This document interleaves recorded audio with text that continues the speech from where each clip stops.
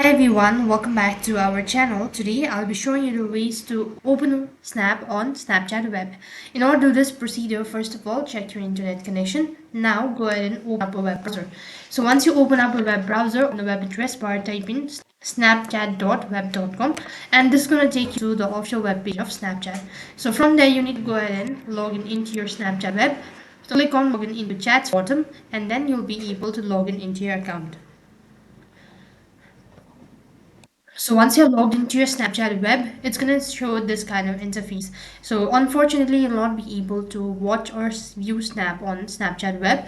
So in order to view Snap and videos on Snapchat, you'll need to download the particular application into your desktop or PC.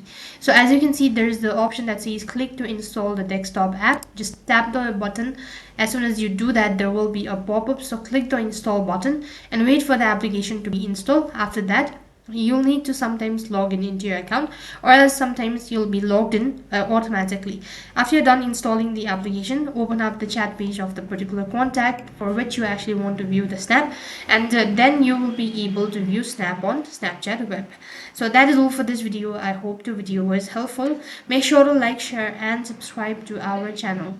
Thank you for watching. See you in the next video.